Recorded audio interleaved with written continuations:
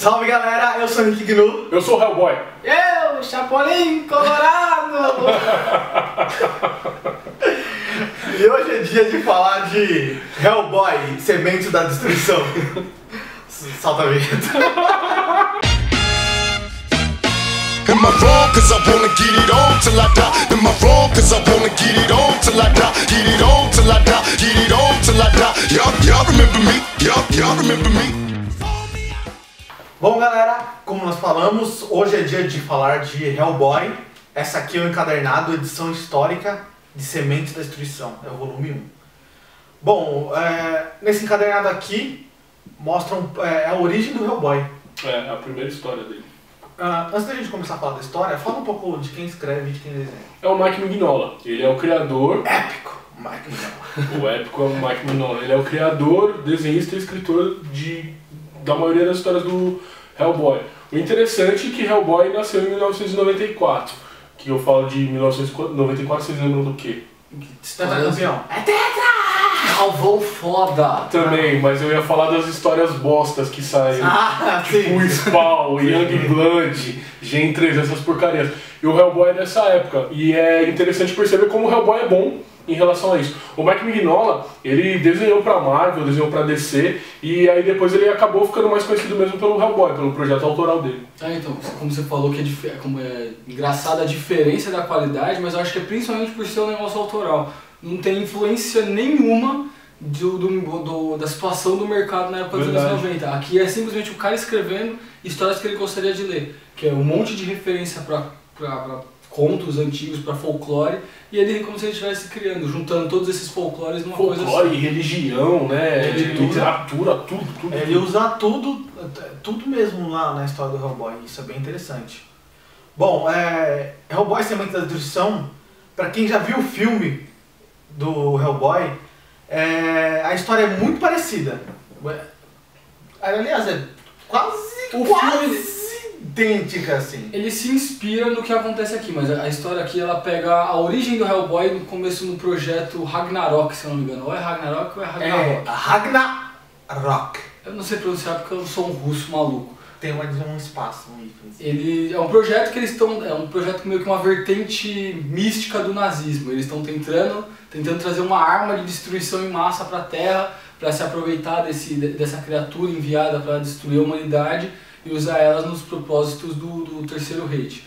E aí, o que acontece? Vem um bebezinho demônio, bonitinho, com a mão deformada. Cheio de carisma e tá tudo errado, porque eles tentam trazer um monstro, eles trazem um bebê e pra ferrar mais ainda o bebê é pego pelos aliados. Então, além de trazer a criatura errada, ainda perdem ela pros inimigos deles. A grande diferença, acho que do filme pro gibi é que no filme eles deixam claro o que acontece, né? Sim.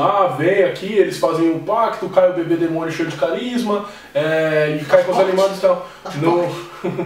No gibi, o Mike Mignola deixa uma coisa mais solta mesmo. Apesar de ser uma história de origem, ele não para falar assim, esse aqui é o Hellboy, veio do inferno. Ele é meio que um plano de fundo, a origem dele. O que deixa a história bem dinâmica, né? Mas assim, o Mike Mignola, o legal é que ele mostra um Hellboy que ele não se preocupa da onde ele veio.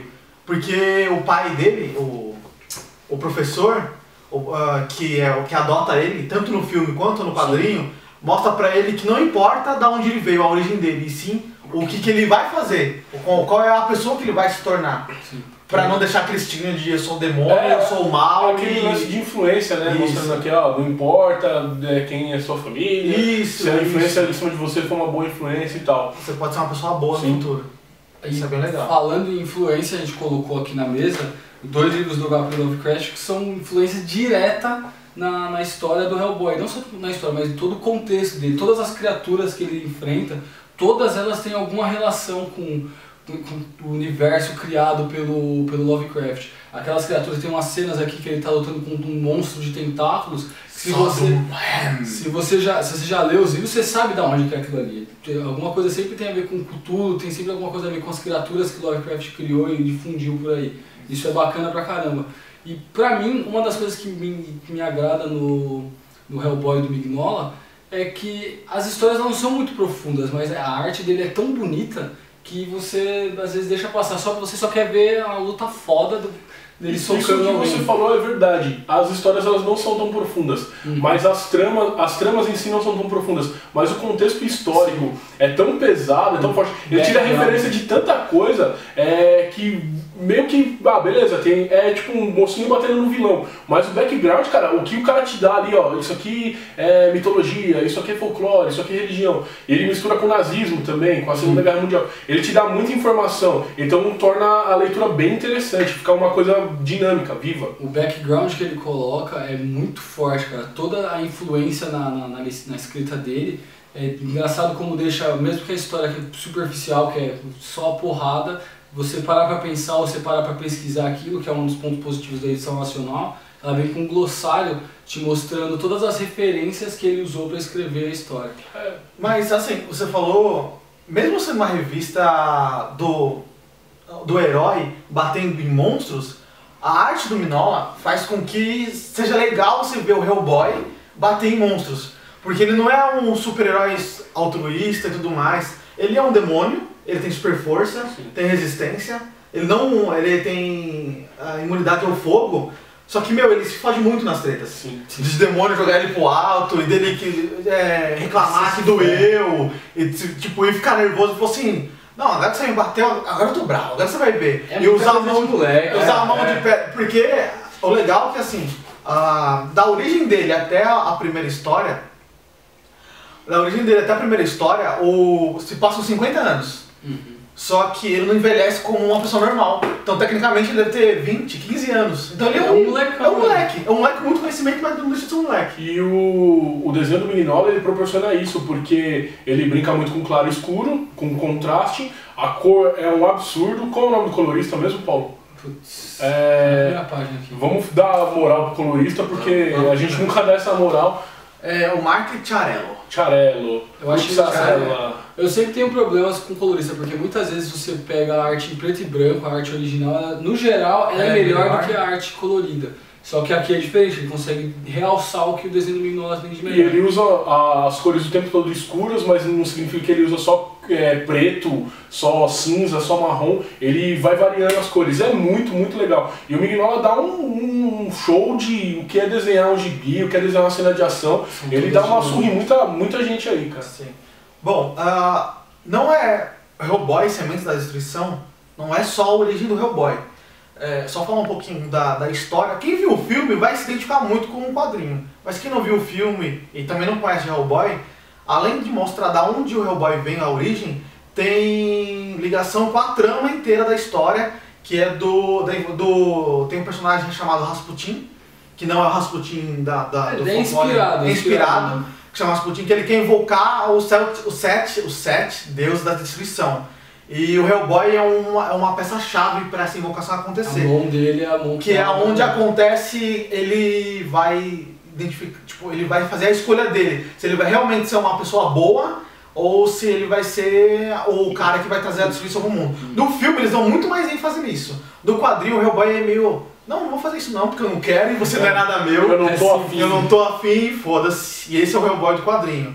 E é bom falar isso porque na primeira história você já é jogado com um monte de referência e que vai fazer você ler e falar assim, putz, eu preciso continuar lendo Hellboy porque tem muita coisa legal nisso aqui. Bom, você quer acrescentar mais alguma coisa em Hellboy?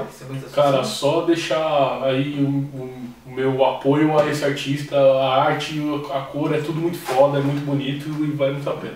Uma curiosidade do personagem é que ele foi criado em autógrafos, ele não era um personagem que tinha... Ele já pensou, putz, esse personagem vai ser assim, assim, assado. Não, ele era um autógrafo que ele dava. Você ia lá na Comic Con, ia em algum lugar pegar um autógrafo com ele, ele começava a fazer um sketchzinho que ele chamava de O Menino do Inferno, que dava às pessoas, até que surgiu a oportunidade dele escrever uma história e ele resolveu começar a contar a história do Hellboy. Outra curiosidade, esse volume especificamente, mostra um pouco dos primeiros sketches. E a primeira ideia do Hellboy não é ter uma revista do Hellboy, e sim uma revista de um grupo, que é o Boreal, de pesquisas de defesa paranormal. E o Hellboy era completamente diferente do que era visto aqui. Isso é bem legal. Bom, galera, hoje a gente falou de Hellboy, edição histórica volume 1, Sementes da Destruição. Se você não leu, leia, vale muito a pena. Se você já viu o filme, também leia para saber um pouco de onde surgiu aquela história do filme. Se você já leu, releia, que pela arte e pelo texto também vale muito a pena. E se você já leu 2 vezes, procura as outras edições históricas. Lê isso aqui que vai mudar o seu jeito de enxergar a Lovecraft obra também, que é dele. muito bom. Momento do pau. Foda. Se você curtiu o nosso vídeo, dá um joinha, se inscreve no canal para não perder vídeo nenhum. Qual é o nosso Twitter? É @LadoNegroHQ. Nosso Facebook? Ó, Lado Negro HQ. Hellboy, edição histórica, volume 1, Sementes da Destruição. Até a próxima. Não contavam com as minhas astúcias!